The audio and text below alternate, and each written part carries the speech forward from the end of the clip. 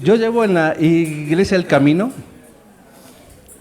eh, desde el 2000, desde el año 2000. O sea que llevo aquí, voy a cumplir 25 años en El Camino. Pero El Camino lleva más años, creo que ya como...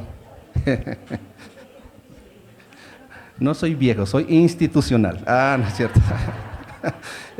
Pero El Camino lleva más, creo que debe llevar ya 30 años, como 30 años ya. El próximo año cumplimos 30 años. Entonces este año cumple 29 ya por estas fechas que se acercan. 29 años, ¿no? Ya estás viejito. Ok. ¿Quiénes, levanten la mano, quiénes están desde que El Camino ya era El Camino, es decir, de hace 29 años? Bueno, yo no. Bueno, Katy es la que está, ¿verdad? Ok. Digamos que los primeros 5 años ¿sería qué? Por el año 95, por ahí empezó, ya como 96, desde el año 96 al año 2000, ¿quién ha estado? Bueno, yo no. Desde el 96 al 2000, en El Camino, es decir, en la Iglesia Bíblica El Camino, no hablo del camino, del camino de Dios, sino en la Iglesia Bíblica El Camino. ¿Sí? Ok, ok, Raúl, Katy, Anderson, ok.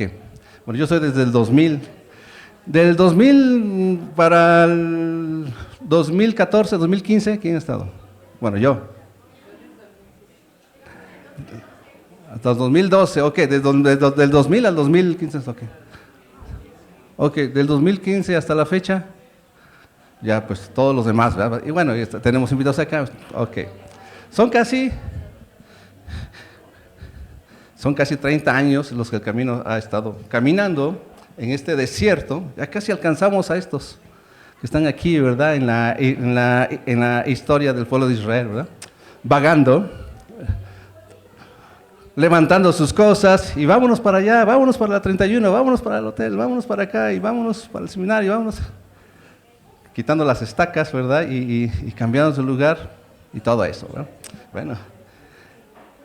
La Iglesia El Camino ha pasado por eso. Yo creo que los que han estado ya desde hace tiempo saben cómo nos hemos movido. Yo recuerdo cuando llegué a una casa y luego nos fuimos a un hotel por la avenida Juárez y después por la casa de Tita y luego por un salón de niños, era de fiesta ahí por La Paz, el seminario y hasta un Circus Church ahí, parecía ahí, ¿verdad? Entramos lona ahí por la UDLA. Y así hemos andado. Siempre hubo un deseo, la verdad es que siempre hubo un deseo de tener un lugar fijo, un lugar donde ya no nos movamos, ¿no? Pero había prioridades también, siempre ha habido prioridades hay que invertir en la gente, por supuesto, en las personas, pero sigue el deseo de encontrar un lugar, ¿no? Un lugar donde ya quedemos ahí y de ahí partir, ¿verdad? Que abrir una obra en el sur, en el norte, al sur del continente, al norte del continente, ¿verdad? Al este y al oeste. Ese sería un deseo. Y de aquí seguramente hay muchos que están llamados para salir, otros para quedarse, ¿verdad? Hay otros que se quedan para estar aquí con los de cerca. Entonces, Dios yo creo que va a hacer esto. Mientras tanto, estamos así como vagando. Ahora, en nuestra vida espiritual también estamos levantándonos, caminando, moviéndonos y esperamos ese día en que hallemos ya el reposo, bueno, en que nos encontremos en el reposo que Dios ha prometido, ¿no? Bien, ¿tienen sus Biblias ahí? ¿Ok? Bien, muy bien, es el año 40, ya hemos dicho, estamos en el año 40 ya desde el capítulo 20, ¿cuándo murió Miriam? ¿Cuándo me refiero? ¿En qué capítulo? ¿En el capítulo 20 o el 19?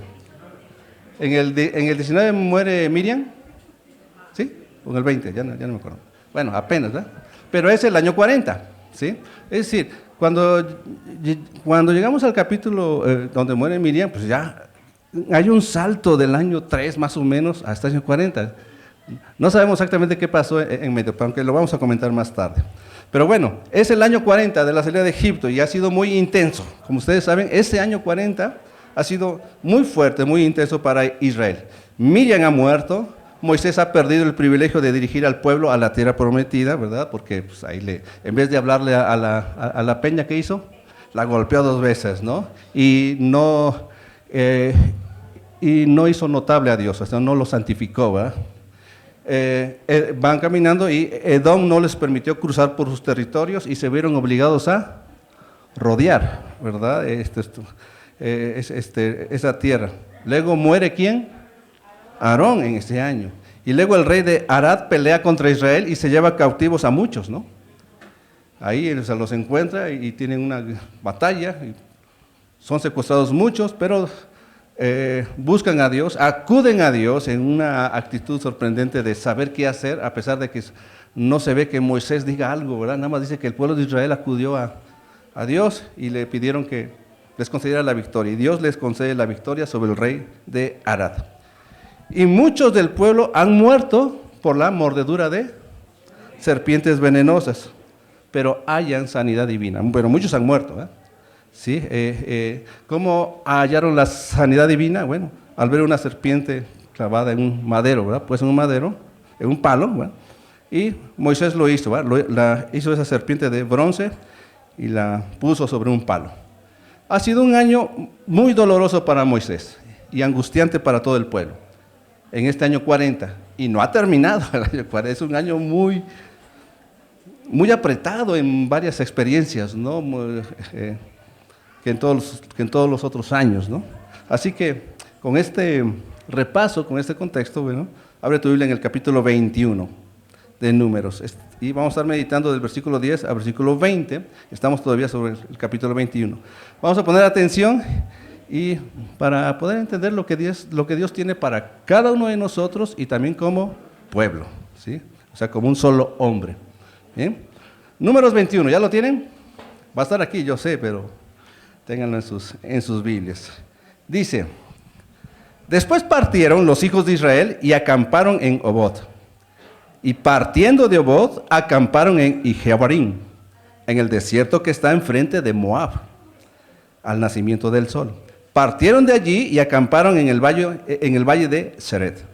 De allí partieron y acamparon al otro lado de Amón, que está en el desierto y que sale del territorio del amorreo, porque Arnón, dije yo Amón, ¿verdad?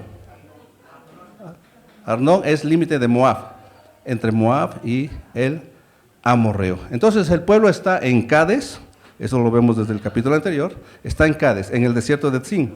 De ahí tienen las primeras jornadas de marcha, ¿verdad? Del año 40. Van rumbo al reposo, es decir, a la tierra prometida, donde no habría más jornadas en el desierto. Y tal vez muchos esperan que se hable de Obot, de Ijeabarim, de Moab, de Seret y de Arnón. Bueno, Arnón es un río que es como el límite de los amorreos y los moabitas, ¿no? Siempre los ríos eran como fronteras, ¿no? Y sigue siendo así, ¿verdad? Hay partes que sigue siendo así. Entonces, esos lugares donde pasaba el pueblo, bueno, eran para reposo temporal, ¿verdad? Tenían que llegar ahí y establecerse un rato, y eran las rutas, todas esas ciudades, las rutas hacia la tierra prometida. Hay mucha historia de todas maneras aquí, el ir por esas tierras también representaba un peligro, ¿verdad? Entonces hubo guerras, incluso ya sabemos la historia que los israelitas toman la tierra de Moab, de los amorreos, y se establecen ahí tres de las 12 tribus. ¿Quiénes se establecieron de este lado del Jordán? Bueno, ¿les hago así? No, serían ustedes de este lado, ¿no? ¿Recuerdan panorama bíblico? ¿Quiénes se establecieron? ¿No? 3. La media tribu de Manasés, Rubén y... Bueno, está bien. Repasen, por favor. Ok.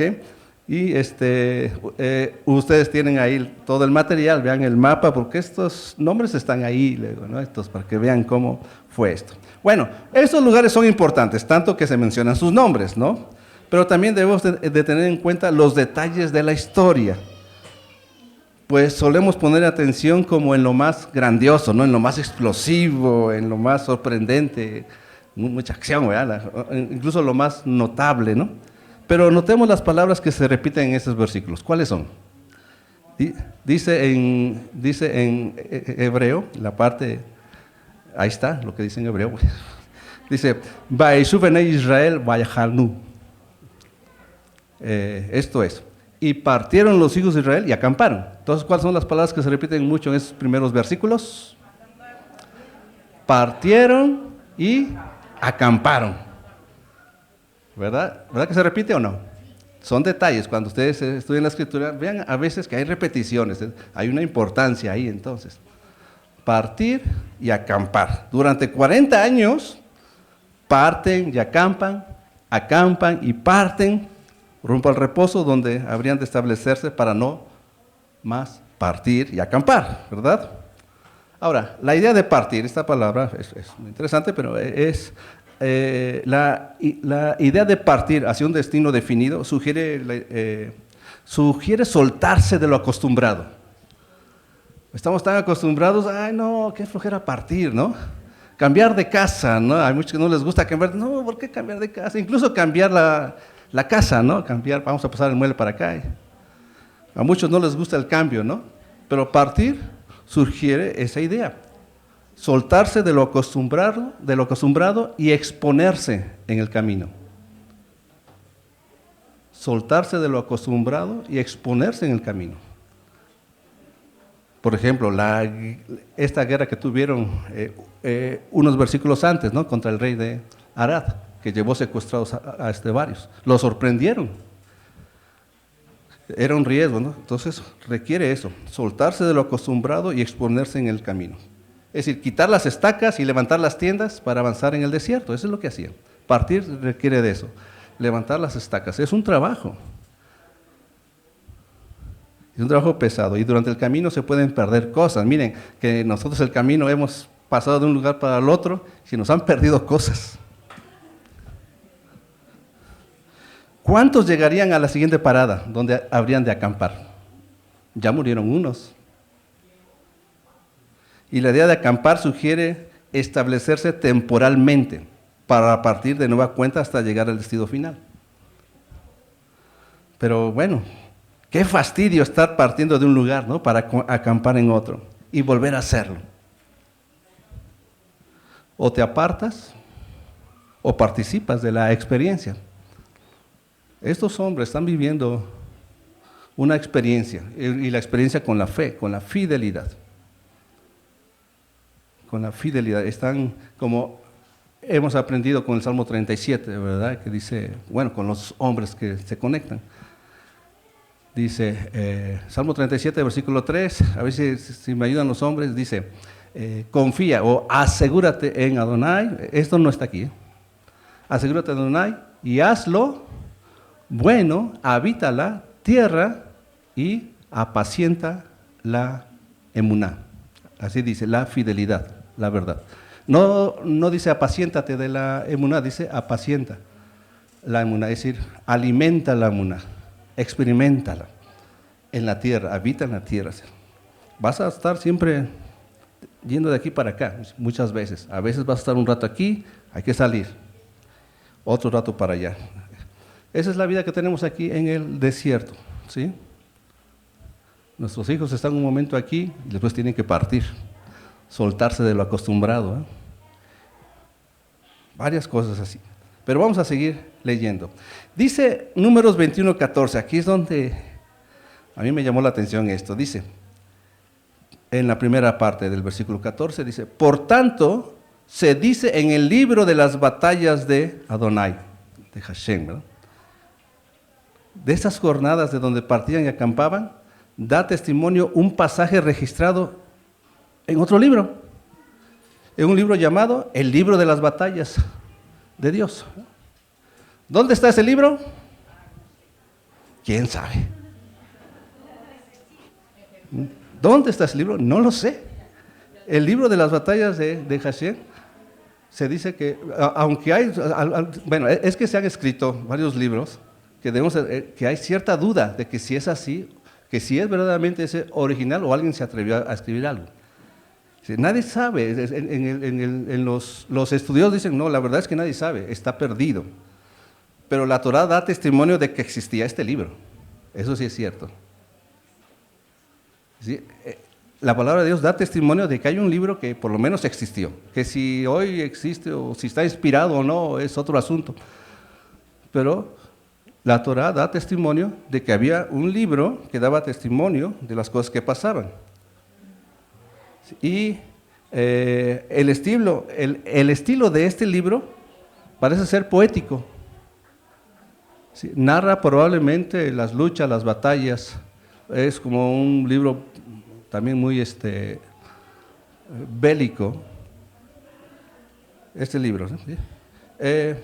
Y entonces probablemente este libro daba testimonio de acontecimientos históricos y bélicos en el desierto, en el pueblo, con el pueblo de Israel. No sé qué otras cosas, pero por lo menos daba testimonio. Si este libro entonces era inspirado o no, no lo sabemos, ¿sí? Pero es un libro, o era un libro que testificaba lo sucedido con Israel en el desierto, mostraba evidencia.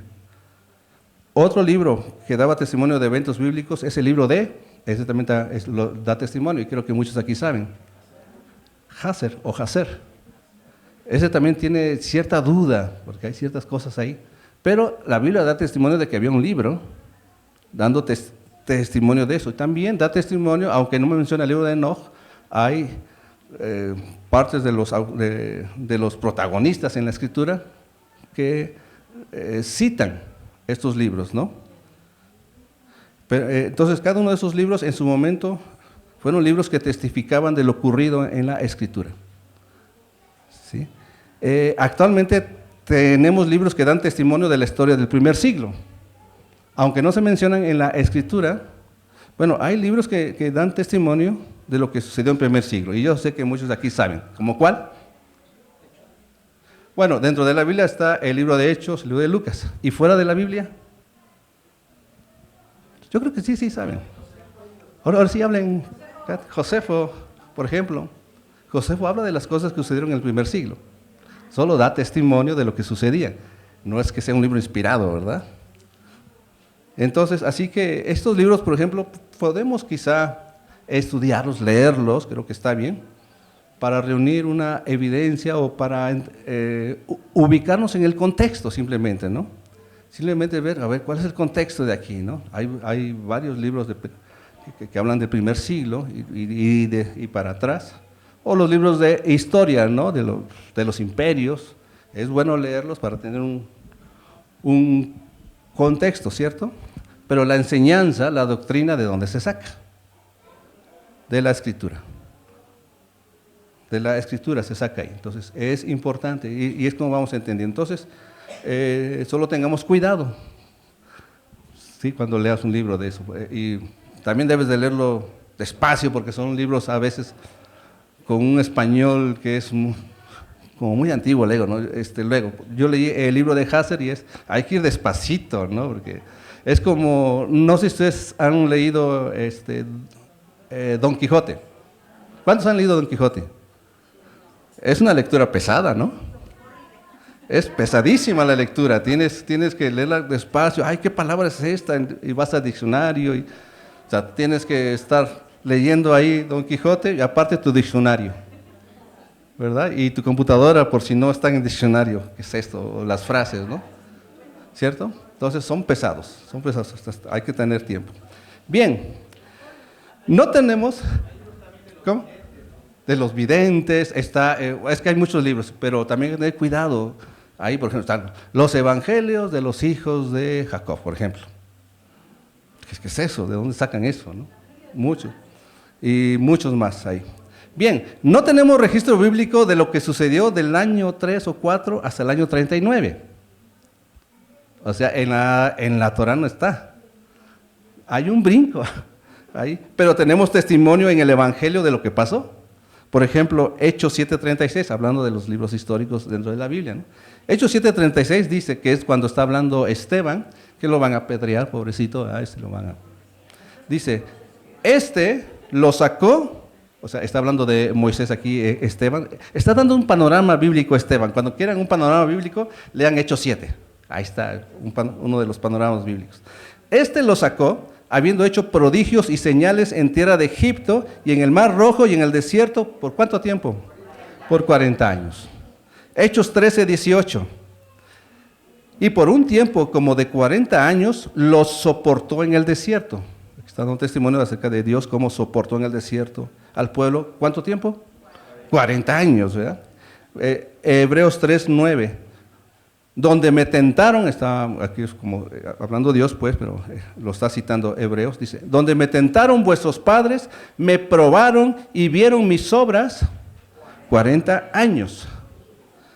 Entonces, por medio de Moisés, Dios había hecho prodigios y señales. Lo soportó, lo tentaron y lo probaron durante 40 años. Y además vieron las obras de Dios en ese mismo lapso. Entonces, eso es un testimonio. El Evangelio es un testimonio de lo que la Torah dice. Da testimonio de lo que la Torah dice, de todo el Tanaj, todo el Antiguo Testamento. Da testimonio.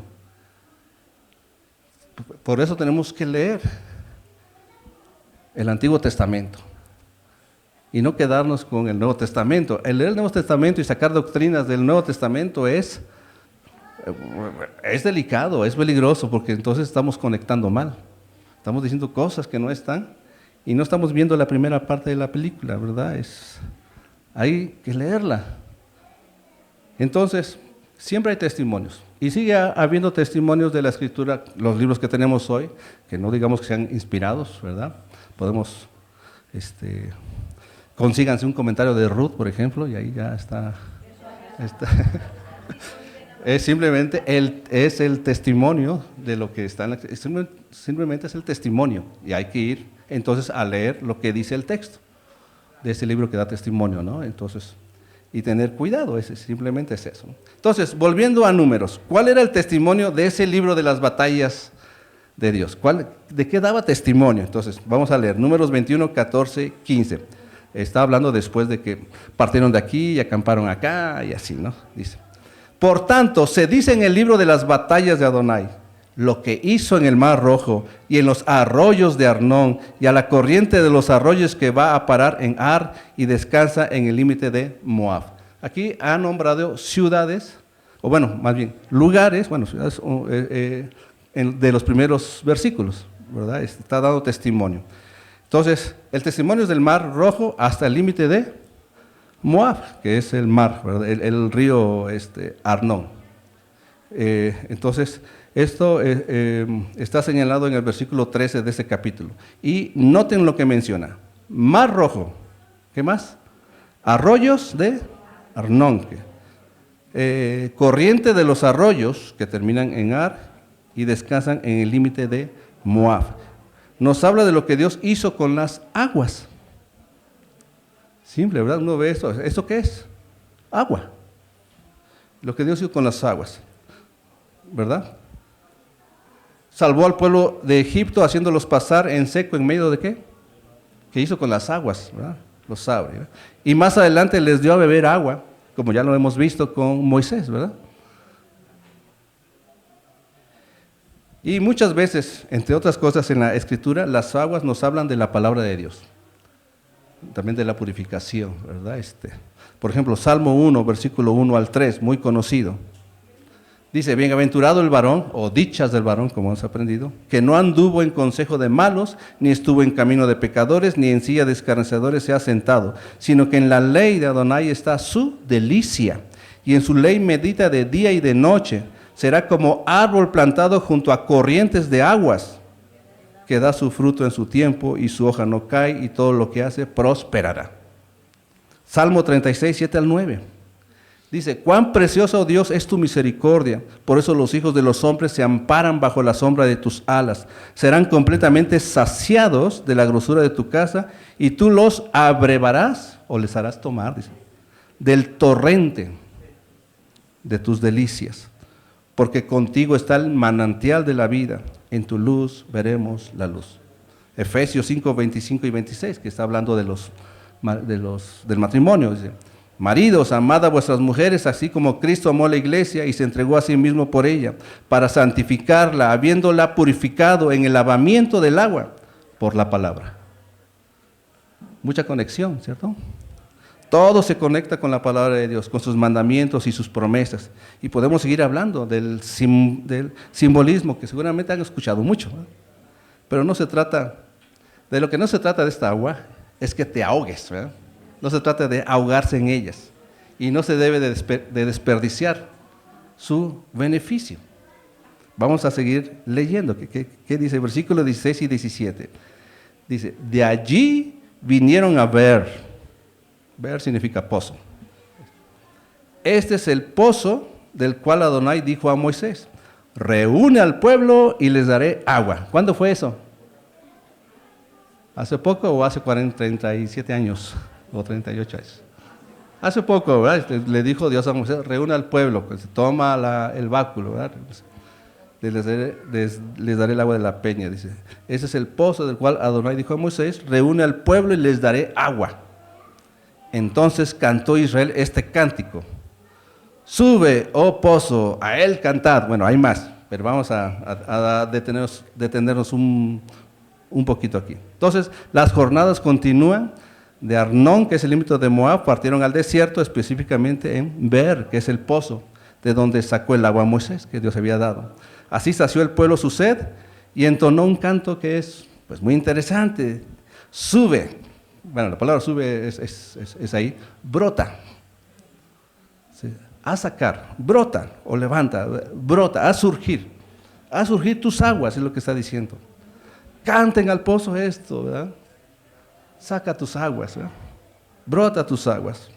Fíjense que en la conversación con la mujer samaritana, Yeshua le dice a ella ahí en Juan 4, que lo leímos hace un rato, versículos 13, 14, le dice así. Respondió Jesús y le dijo a la mujer samaritana, cualquiera que bebiera de esta agua, de ese pozo que estaba ahí, ¿verdad? En Samaria, cualquiera que bebiere de esta agua volverá a tener sed. Mas el que bebiere del agua que yo le daré, el que yo le daré.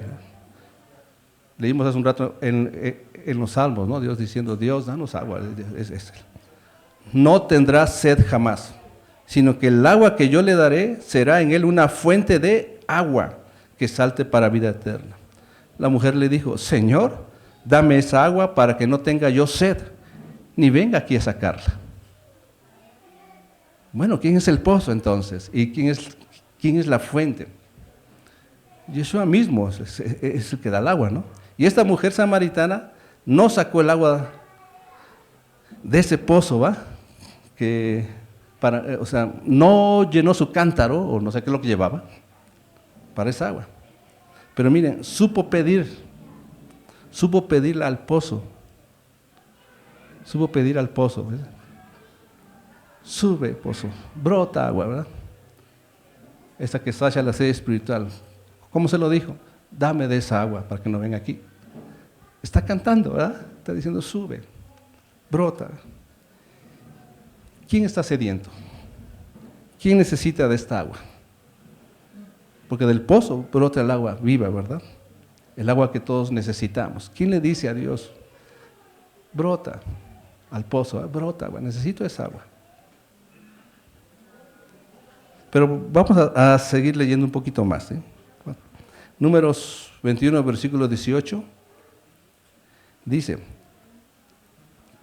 pozo, bueno, la primera parte vamos a leerla, dice, pozo, ¿verdad? El cual cavaron los señores, lo cavaron los príncipes del pueblo y el legislador, ¿con qué? Con sus báculos. Los señores, los príncipes y el legislador cavaron con sus báculos. Saciaron su sed, ¿verdad? Saciaron la sed del pueblo y siguieron con sus jornadas. Cavar con un báculo, con un palo, pues. ¿Será fácil cavar? Sería una herramienta complicada para cavar. ¿Cómo vamos a cavar con un báculo, no? ¿Cierto? ¿Qué es más fácil? Pues un pico, ¿verdad? Una pala. Pues ¿por qué? Con un báculo.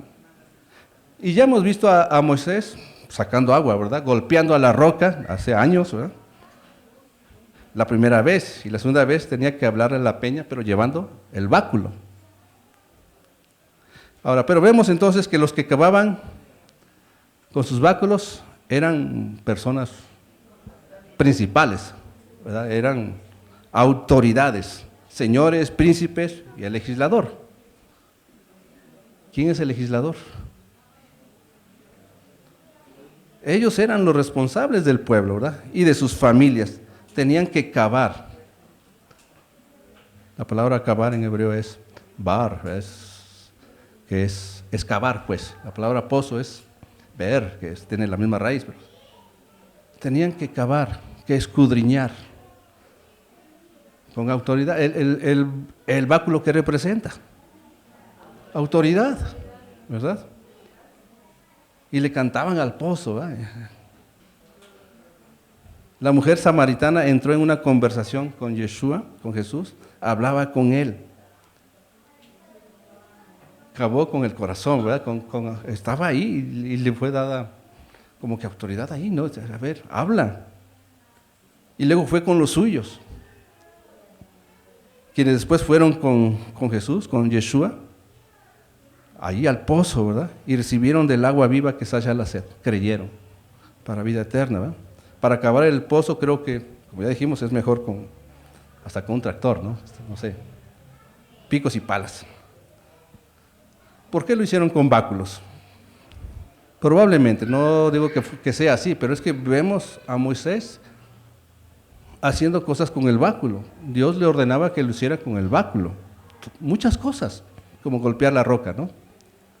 O tocar el mar, se convierte en sangre. Con estas hará las señales con este báculo. Se puede asumir entonces que estas autoridades, también les fue ordenado que lo hicieran con sus báculos. Incluso para decir quién iba a ser el sumo sacerdote, presenten todos sus báculos. ¿Por qué vamos a presentar? Mejor dinos ahora aquí y ahora, ¿no? Pues nos presenten sus báculos. Con sus báculos, ¿no? Con este elemento que les señalaba como autoridad. Miren, Dios ha levantado maestros, evangelistas, ancianos, ministros, padres de familia, autoridades, ¿no? Dios mismo les ha dado autoridad para escudriñar las Escrituras con el báculo. ¿Qué es lo que te ha dado en tus manos, verdad? ¿Qué es lo que tienes en tu mano para cavar en el pozo? Para sacar las aguas que Dios ha dado y repartirlo, ¿no? Y Dios mismo ha dado el pozo, la fuente. Dice Salmo 42, versículo 1 y 2. Como el ciervo brama por las corrientes de las aguas, así clama por ti, oh Dios, el alma mía. Mi alma tiene sed, ¿de qué? Mi alma tiene sed de Dios. No dice sed de agua, pero mi alma tiene sed de Dios, del Dios vivo. Y miren la pregunta, ¿cuándo vendré y me presentaré delante de Dios? ¿Cuándo? ¿Hasta cuándo voy a ir? Salmo 63, versículo 1 dice, Dios, Dios mío eres tú, de madrugada te buscaré, mi alma tiene sed de ti, mi carne te anhela. Tiene hambre, ¿verdad? En tierra seca y árida, donde no hay aguas. Señor, donde no hay aguas, mi alma tiene sed de ti. Hay sed de Dios en tierra seca y árida, en este desierto. En este mundo hay sed de Dios porque es una tierra seca y árida. Las aguas de este mundo pretenden saciar a los hombres, pero no lo logran. Solo es pasajero y no hay satisfacción al final. Eclesiastés 1:7 dice, los ríos, todos los ríos van ¿a dónde? Al mar. ¿Qué sucede con el mar? No se llena. El lugar de donde los ríos vinieron, allí vuelven para correr de nuevo. Vamos a intentarlo de nuevo, vamos a llenar el mar, pero no se llena. El mar en la Escritura, ¿qué representa? Lo caótico y las naciones, ¿verdad? Eso representa el mar. Todas las corrientes pretenden llenar ese mar. Diferentes corrientes que han salido, ¿eh? Ya hemos hablado de ellas, filosóficas, ideológicas, religiosas, políticas. Todas esas corrientes de agua pretenden llenar el mar a los hombres. Pero no se llena y vuelven otra vez y salen nuevas corrientes y no se llena. ¿Cuándo se van a llenar los hombres? ¿Cuándo vendrán y se presentarán delante de Dios?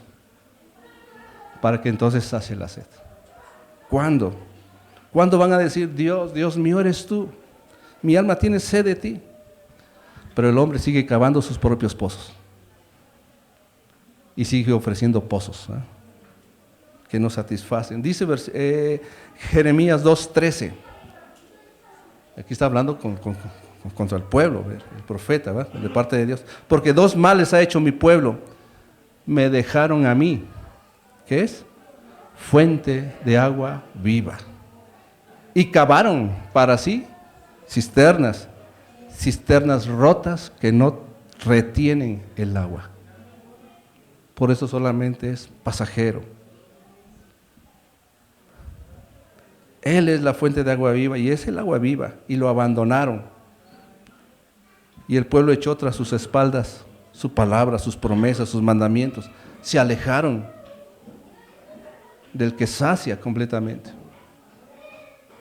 En todo el trayecto del desierto, muchos se alejaron. Ya no quisieron seguir y perecieron en el desierto, ¿eh? Se alejaron de sus promesas. Isaías 51:1, su primera parte dice Dios, ¿verdad?, por medio del profeta: a todos los sedientos, vengan a las aguas. Después sigue diciendo: ¿por qué gastan en lo que no sacia, verdad? Vengan a las aguas. Apocalipsis 21:6 dice: y me dijo, hecho está, yo soy el alfa y el omega, el principio y el fin. Al que tuviere sed, yo le daré gratuitamente de la fuente del agua de la vida. Apocalipsis 22:17. Y el espíritu y la esposa dicen: ven. Y el que oye diga: ven. Y el que tiene sed, venga. Y el que quiera, tome del agua de la vida gratuitamente. Creo que hay mucho mensaje en eso, ¿no? ¿Dónde estás cavando? ¿Y con qué estás cavando? ¿Con tu propia opinión? ¿Con tu propio pensamiento? ¿Con tu propio entendimiento? ¿O con el báculo de Dios? No caves con tu propio pensamiento, ni con tu propio entendimiento, ni con tu propia opinión. Dios nos ha dado su báculo, su autoridad. Tenemos la mente del Mesías, si es que has creído en Él. Tenemos la mente de Cristo, es decir, tenemos su espíritu. Entonces, cántale a Él. Háblale y dile: haz brotar tus aguas, pozo, sube, haz brotar tus aguas para saciar mi sed, para purificarme. Haz eso, ¿eh? Es lo que está diciendo. Dios todo el tiempo ha estado con la iniciativa, siempre con la iniciativa. He venido, ven a mí. Todo el tiempo. Durante esos 40 años también en el desierto y durante toda nuestra vida, siempre ha estado así con el pueblo. Miren, vamos a terminar con los últimos versículos. Versículos 18 al 20, 18 en su segunda parte, que está después del cántico del libro de las batallas de Dios. Dice: del desierto vinieron a Matana, y de Matana a Nahaliel, y de Nahaliel a Bamot, y de Bamot al valle que está en los campos de Moab, y a la cumbre de Pisga, que mira hacia el desierto. Entonces, después de saciar la sed, después de cantar, ¿verdad?, siguieron con sus jornadas y acamparon en cada lugar mencionado: Matana, Nahaliel, Bamot, los campos de Moab y la cumbre de Pisga. Entonces, la travesía del pueblo en este año ha sido larga. Hasta ahora ha sido larga. Ha sido cansada también, toda la travesía, ¿verdad?, llena de experiencias. Pero ahí estaba Dios con ellos, a pesar de todo lo que habían pasado, a pesar de su comportamiento, su conducta, ahí están. Perecieron los que tenían que perecer, los que estuvieron de incrédulos, que no creyeron desde el principio, que Dios había dicho: ustedes no van a pasar. Han perecido ellos. ¿Cómo va tu viaje por este desierto? ¿Cómo va tu viaje? Porque vivimos en un desierto. ¿Qué experiencias has tenido en tu caminar por el desierto, que es este mundo? ¿Has hallado el pozo de aguas vivas? ¿O has cavado cisternas que no retienen el agua? ¿Has cantado al pozo? ¿Te ha dado su agua o aún tienes sed? Como la mujer samaritana, entonces digamos: Señor, dame siempre de esa agua. Dame siempre de esa agua. Y que esa agua salte en nosotros para vida eterna. Si has hallado la fuente, corre, como la mujer samaritana, y cuéntale a otros: he hallado la fuente de agua. Cuéntale a ellos, como la mujer samaritana. Cuenta a otros que el Mesías es la fuente de agua que brota para vida eterna. Y ya no cabes más, porque el pozo está ahí, la fuente está ahí. Y si tú estás escuchando esto y crees, sabes que necesitas dar tu sed, ven a las aguas y dile: Señor, lléname. Cántale a Él, cántale a Él. Vamos a orar. Bendito Padre, gracias te damos, Señor, porque todas estas cosas que están en tu palabra para nuestra enseñanza se han escrito y hemos estado aprendiendo mucho. Gracias, Señor, porque tú siempre te has acercado a cada uno de nosotros. Te acercaste tú. En nosotros no estaba ni siquiera la intención de hacerlo. Pero si has puesto en nosotros esa motivación, mantente cerca, Señor, y pon en nuestros corazones ese deseo de cantarle, de decir al pozo, a la fuente: dame de esa agua para que no tenga sed jamás, para que mi vida esté saciada. Y tú sabes cómo venimos cada uno de nosotros, Señor, nos conoces muy bien. Y si tú has hablado a alguien, Señor, asegúrate de que tu agua le sea dada y que sacie su sed y que luego lo extienda a otros, a los suyos. Llénanos de ti, Señor. Llénanos de ti cada día. Si hemos de seguir con jornadas en esta vida, que así sea, pero que no falte el agua viva. Que no nos faltes tú, porque tenemos sed de ti siempre, Señor, y vendremos y nos presentaremos delante de ti y cantaremos este cántico. Llénanos de ti, Señor. Amén.